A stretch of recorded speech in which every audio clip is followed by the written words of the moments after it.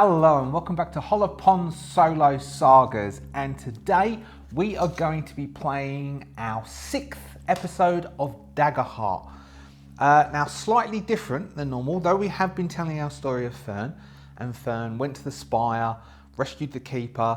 The keeper, we rolled up a sort of a job, and the keeper sent Fern to the hollow to try and collect the flint, the special flint, to light the fire.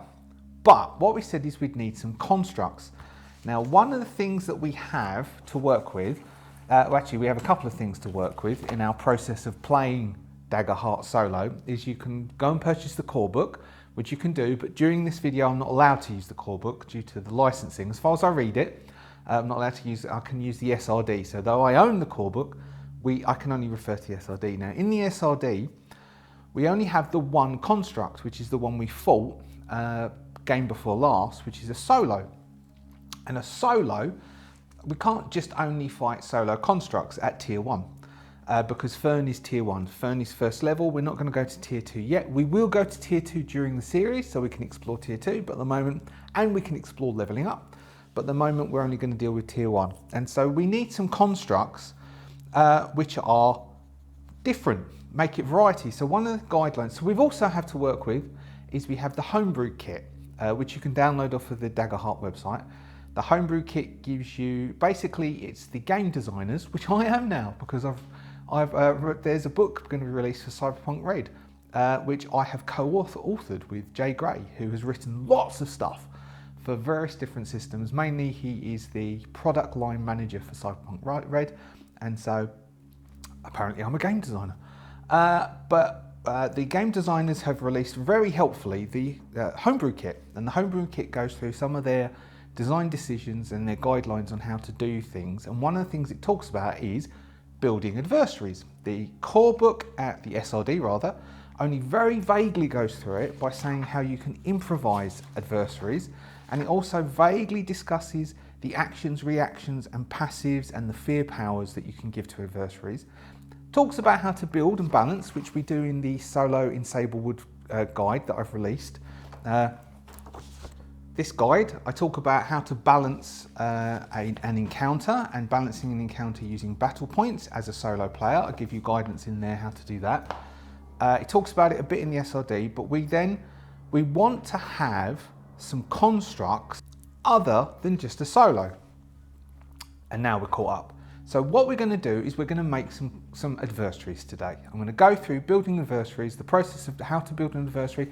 This is fine for if you're solo. You're going to need to do this if you're solo. I mean, some of the joy of being a player and fighting against an opponent you don't know is taken away because you're a solo player. But you can also use this if you're going to run this game for a group. How to build an adversary.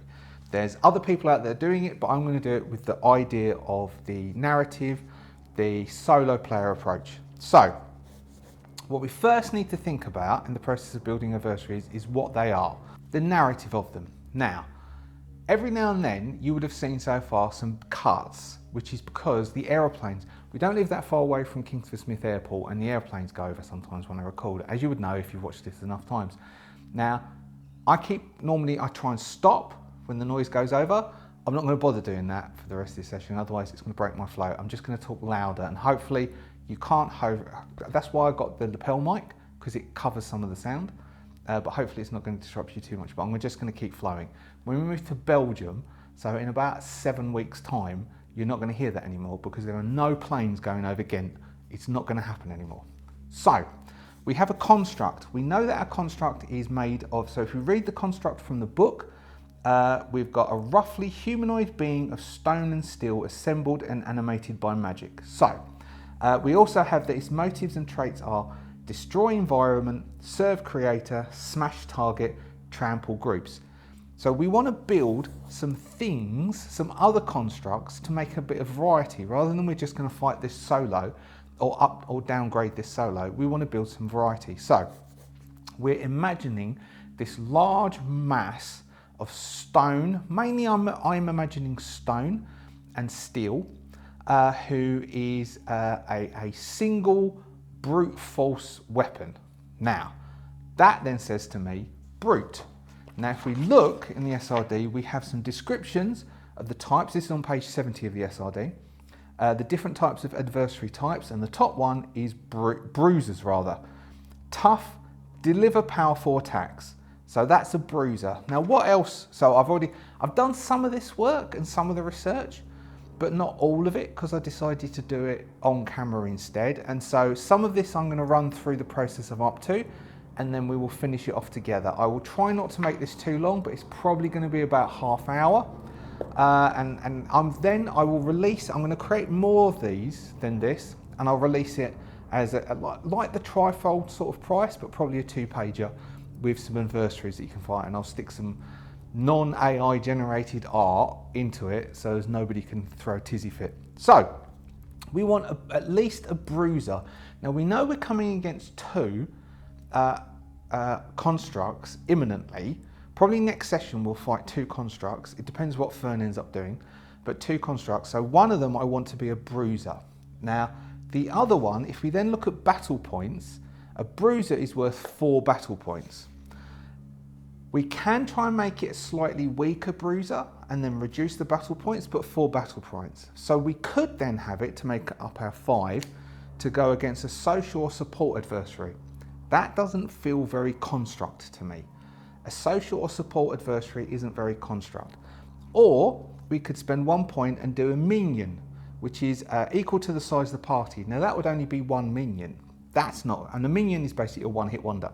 That's not very interesting either. So we might end up, this is the stuff I've already thought about, going a little bit over what Fern could probably handle, and we'll spend 2 points to make it a standard. So what I'm going to propose that we're going to attempt to make is a bruiser construct and a standard construct. Now I do have an idea about the bruiser, who we'll deal first, that I think would make it quite interesting. Particularly to play with a group, but it might be quite interesting to do as a solo or just as an exercise in making something. So and what that is, I'll say now rather than do it, what I want that to be is, so with the solo has a reaction power, Deathquake. I don't know if you remember it from session before last. When the construct marks their last hit point, the magic powering them ruptures in an explosive force, makes an attack with advantage against all targets within very close range. I want this bruiser to have a reaction power, which is equivalent to that, but the magical force within it, when it reaches half hit points, will burst it and it will form 2 smaller constructs. And I want those smaller constructs to be ranged, because one of the guides that I was reading, so I've gathered some stuff, I've been reading stuff over the weekend that I can glean online. There's various tables that I found online and various other stuff in various different sources. So I'm going to refer to those en masse because I can't really remember each of those individual sources, as well as the homebrew kit and the SRD. So one of the guides was, don't have a fight with a single type of enemy. Now we did that with the solo fight, and I don't know if it was boring, but there was less movement and it was less active. We could also throw in environments, and I haven't properly explored environments, and I think I'll need to do that in a session or 2's time. We'll explore environments and implementing environments in these games as well. But at the moment, we're just doing this. So our bruiser, when it hits half hit points, I want a reaction that will cause it to break into 2 ranged constructs, 2 small ranged constructs. So that means we're going to make 3 types of constructs: some small range constructs, some big bruisers, and just some standard constructs. So in the end, we should have 3 types of construct that we can pull upon. And the bruiser, I think that reaction power should be fear driven, because it's quite powerful to then take it and then split it into 2 smaller ones, but we can work that as we flow. To start off with, we'll create our bruiser. So, our bruiser, first off, we have to imagine what it is narratively. So, being a bruiser, it's going to be bulkier. It will have an iron frame on it. It will be metallic. So the stone that it's constructed from contains iron ore and contains ore to make it glint. It has that metallic vibe. It will be, some part of it will have a glow of magic to it, which will be what will power and charge it. We don't know yet within our narrative story, because we're solo players, what's creating these constructs. But we do know that the constructs are created, because it says here, assembled and animated by magic. So some magical force is causing these things to be created, and we have this bruiser, this large, hulking thing that makes a lot of makes a lot of noise as it moves, and is very bulky. So there's several things we need to go through. First off, we need to put together the information to create our adversary's stat line. Now the stat line contains the basic information, which is its difficulty, which is how hard it is to hit it, the thresholds for damage, its hit points, its stress, its attack value, as in what its attack plus is, and its basic attack, so the basic way it attacks. So if we go through that process and we use the tables which are in the SRD and also in the homebrew kit, which gives us our tier and the amount of hit points something has, it also then will give us guidance over the type of damage it should do, and how to scale it and how to deal with its bonuses and modifiers. And then if you scour the internet, you'll find that people have taken these pieces of information and produced some tables that you can access as well. So we're going to build a tier 1, though if I'll push this out, like I said, I'll push this out as a book. I'll do some tier 1 and tier 2 constructs within that thing that I'll do. I'll do it over the next couple of weeks, so when this goes live, it should be out there and available. So we're going to do a tier 1 bruiser construct. Now to start off with, if we start thinking about the difficulty, what was the first thing I said that it needed? Let's write these down so in the order that we want this line to be done in. Its stat line. So we want its difficulty, we want its thresholds, we want its hit points, we want its stress, we want its attack, and then we want its, so basically we're talking about the damage it does, which is its so there's the attack bonus, the attack plus to the d20 dice roll. Remember, we roll a d20 when it's the enemy attacking, we roll 2d12 when it's the player characters attacking. So difficulty. A standard tier 1 has a difficulty of an 11 based on the SRD. Based on the tables that I can glean and that I found, a bruiser at tier 1 should have a difficulty between 12 and 14. The solo bruiser in the SRD has a difficulty of 13. I'm thinking, based on the fact that we're imagining this metallic stone, basically powerhouse, we're going to give it a difficulty of 12. It's slightly above a standard tier 1 from the SRD difficulty of 11. It's not quite the tier 1 solo of 13, and according to the tables that I can glean, a 12 to 14 is okay. Now the homebrew kit mentions that the length of a battle is based upon the hit points of the adversary and its difficulty to hit. So a combination of those two combines towards how long the battle will last, i.e. how hard is it to hit it, how much hit points has it got before it falls over. So a difficulty of 12 is slightly harder to hit than other things. And if you think we're rolling 2d12, and the way that the bell curve works for rolling 2d12, it means that we're slightly less often going to hit it, but not majorly. So a difficulty of 12. Its thresholds are how much, of course, its damage takes. It'll take 1 point no matter what, which I missed out on that combat. When you get hit, you always take 1 point unless you can mitigate it with armor or something else.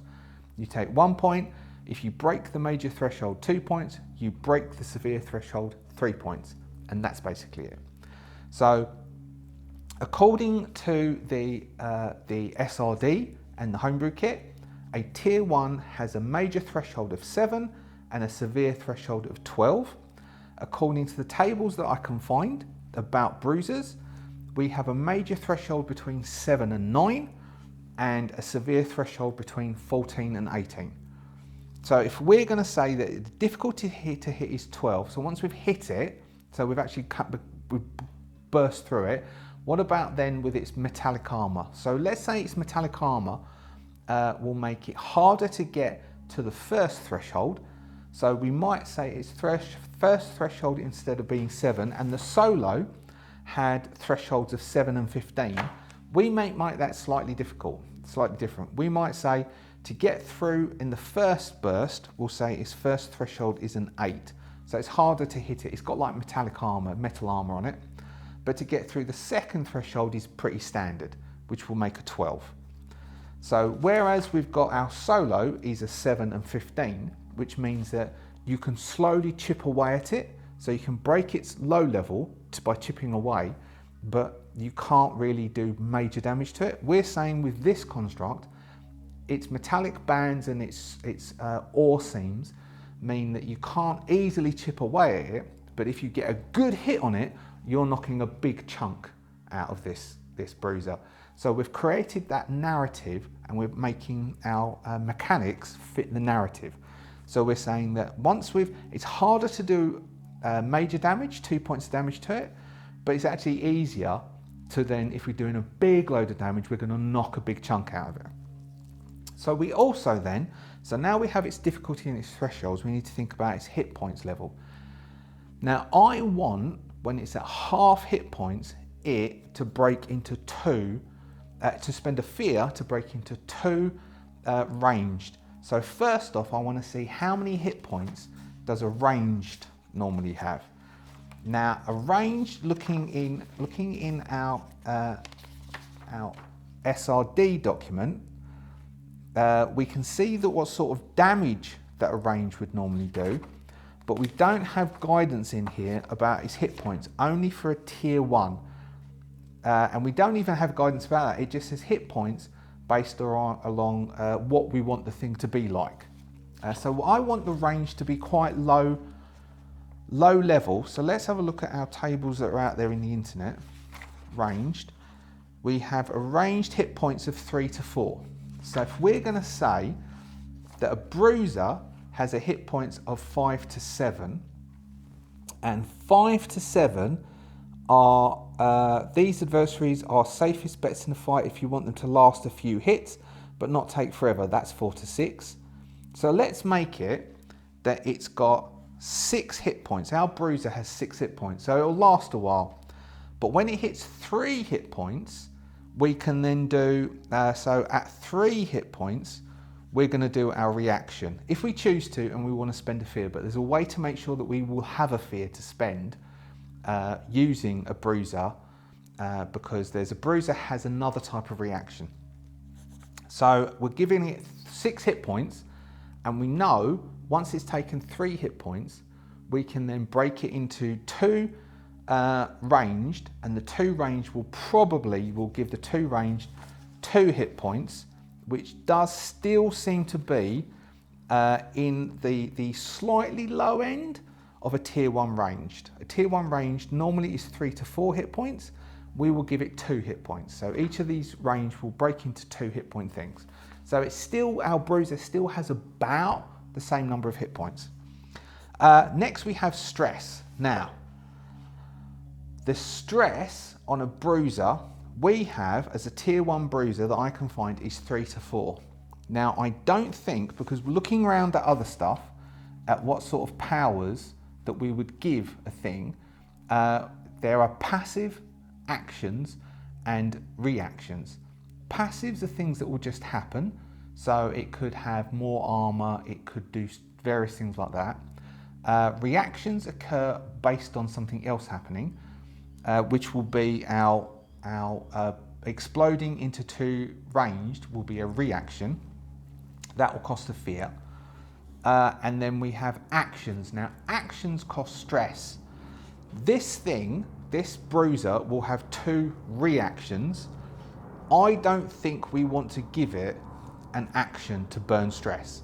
So it doesn't necessarily need a resource of stress to make it more powerful, to use its innate power so it's not boring. So we might give this bruiser 3 stress. Now we're going to mimic that. We're going to imagine that narratively because it's large, it's bulky. We're not going to make it a slow being because there is a power for slow. And how that works is if you have a counter on your adversary, it can act. If you don't have a counter on your adversary, its action is to put a counter on itself. So and to say what it's going to do. So if it was going to hit something, we would narratively say it builds up its arm ready to punch something, counter on adversary, spend a fear, keep the spotlight on the adversary, it punches.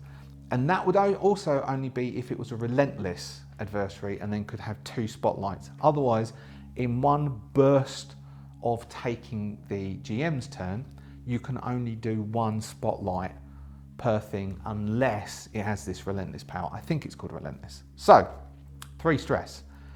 Its attack. So its attack says how good it is at hitting. Does it have a plus? A tier 1 would normally have a +1 attack. This is a big, bulky stone and iron thing, which you would imagine would hit hard, but hit slow. So we, instead of making it slow, are going to mimic that by saying it has a +0 to its attack. Now that is fine, because what I can find is brutes are suggested to have +0 to +2 on their attack hits, but they hit hard. So we would easily say, so what we've got here? Here we go, it even says it here in the homebrew guide, I knew I'd read it. You might balance an adversary with an especially powerful attack by giving them a lower attack modifier, especially if they are a bruiser. So that's what we're going to do. We're giving this bruiser a +0 attack modifier. And then finally, we need to decide what its attack is. It's going to be a close, no, not close. I just looked it up because we've got bands. It's not close, it's melee. Close enough to touch up to a few feet away. So this is not a close, it's a melee. Well, we could say it's got long range. We could say it's range, which is very close. That's 5 to 10 feet away, but that seems a bit too close. So this is a melee attack. Yeah, I'm going to say, I've just been thinking, that was a pause because I was thinking about that range. I'm going to say melee because I think very close, which is 5 to 10 feet away. Now, what I'm in my head, I'm thinking squares. I'm thinking Dungeons & Dragons squares, basically 5-foot squares. If you're outside, so 5-foot square, touching is close. If you've got the bases of miniatures touching is close, isn't it? Melee combat. Distance, so one base distant. If you had a spear or a long reach, or you could do quick dart in and out flying kick, so you're very agile. If it's an agile opponent, I would say you could be very close. So you could dodge in, dodge out, move in, move out, come in, come out. You can do a very close attack. Dart in, jump out. So a nimble pugilist could go very close. So the standard we might be very close. This is a big, bulking bruiser of an opponent. It can only go close in, toe to toe. So it's got melee, which is going to be, we'll call the weapon is going to be a smash. So it's a fist smash. It's got melee attack, and then we need its damage. So it is a tier 1 adversary, which means it only rolls 1 dice. It's going to be between a D6 and a D12, the SRD says. Then we have what we can find online is saying a potential dice pool for a bruiser is a D8, a D10 or a D12. We want a damage average between around 8 to 11, which means it should be able to, most times it hits, it should be able to pass the major threshold and hit a 2 hit point. So I'm thinking, let's give it a D10 plus 4. A D10 plus 4 means that it's coming out averaging. It's a big hitter, it hits slow, it's hard to hit, but when it hits hard. So that gives us a D10 plus 4. Now, because we're building an adversary, now standard adversaries don't normally have experiences, but our bruiser will have an experience. Now, an experience is a thing that we can spend a fear to use the +2 from this experience in this situation to make it easier to hit. So if we end up not getting hit very often and have this massive pool of fear, to cause a nice story, to focus on the story and to serve the story, we might make our bruiser spend an additional fear to get a +2 to their attack by using their experience. So an experience that a bruiser might have is around the rounds of being a crusher, a charger, intimidation, or throwing. So we're going to say, because we gave it a smash attack, the experience that it can choose is going to be a charging blow. So we can use a +2 to give a +2 by saying it does a charging or a wind up blow. So it can then, if we're in that situation, if we can say that narratively it winds its fist up to smash down upon Fern, and we can spend a fear and give it a +2 to that attack. Now, we're now on to features for our bruiser. Now we already have that feature that we spoke about, which would be magical split in two. So we'll talk about that one first, and then I'll talk about the reaction which will generate fear for us to allow us to then spend a fear at this point. So we've got magical split in two, which is a rubbish name, but I'll stick with it until I think of something. So this is a reaction. We will have, I'm going to write it and then I'll read it out. So what we have is magic split in two, reaction. I've decided to call it a stone thug. When the stone thug marks half hit points, 3, or below, it can spend, is it can spend or you can spend? Maybe it's you can spend a fear to cause the stone thug to destroy itself and become 2 pebble throwers. So that is its reaction. So all we're going to give this stone thug is 2 reactions. This reaction and momentum. Now momentum is a reaction which says when the stone thug makes a successful attack against a PC, you gain a fear, or the pool gains a fear. So we can generate fear by getting the stone thug to hit something successfully, and then we can use that fear to then cause the stone thug to burst into 2 ranged pebble throwers at the particular point. So we have now, I mean, how long did that take? That was about 28 minutes. Should be around 28 minutes, I think. We have now created a bruiser, our bruiser adversary. We've created a new bruiser construct to go along with our solo construct as an additional adversary for Fern to fight against. So we've just said that we have, and we'll do this, and then, I mean, we could call it there, really, and I could make the rest myself. Or we could quickly go through and make our pebble thrower. And then once we've made a pebble thrower, I can then make the standard myself, and then we're equipped for next session for Fern to go toe to toe with these. If Fern decides, if they decide to, or they might decide, because remember, we left Fern and we said that Fern was going to see these 2 constructs ploughing through the Sablewood towards another spire. I mean, the spire is quite a distance away. So because of their pace, Fern might decide to go to the hollow, find out what's happening in the hollow, or Fern might decide to go there. We don't know. I'll randomly roll that next week when it comes to the session. But we need things for Fern to fight against if Fern decides to. So, ranged. What do we imagine? I imagine a small, maybe 2 foot tall, possibly at the extent 3 foot tall, nimble, crawls up into a ball and rolls, and can throw a shotgun type burst of pebbles. That's what I can imagine, a shotgun type burst of pebbles. We might give it, if it is shotgun type, like use a stress and shoot at everything within very close range of each other. So basically it can fire a shotgun burst. So single pebble would be its normal attack, and every now and then it could do a shotgun burst. That's what I'm imagining.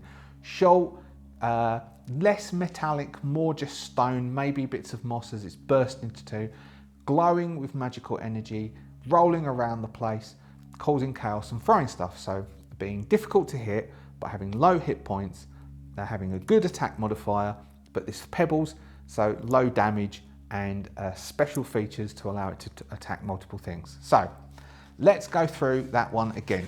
We have its difficulty to hit.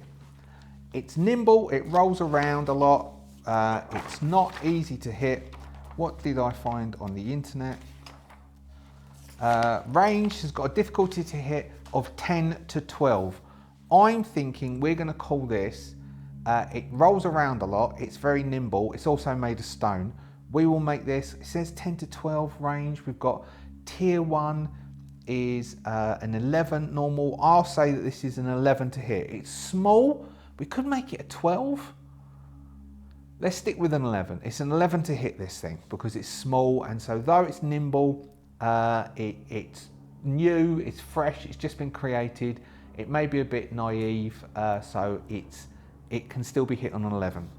Its thresholds, we've got a major threshold of 3 to 5, severe threshold of 6 to 9 for a ranged, because the attacks do slightly lower than average damage than the bruiser.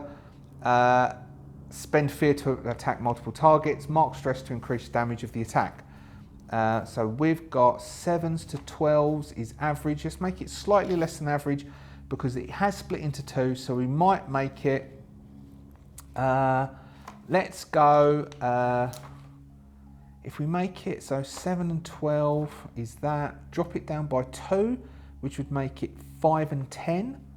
How's that with this? 5 and 10 seems all right. So we've got 5/10. Now, if it's got, how many hit points did we say it was going to get?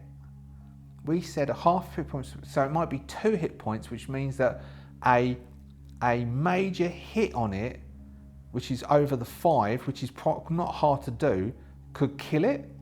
Well, that's all right, because then it's going to go in. It could go in 1 good hit or in 2 small hits, and there's 2 of them, which means they're still going to hang around a bit, which is not that bad. So though they're small and they're easy to kill, they will be a pest sort of thing. So we'll give it. So we'll say it's got a major threshold of 5, severe threshold of 10, hit points of 2.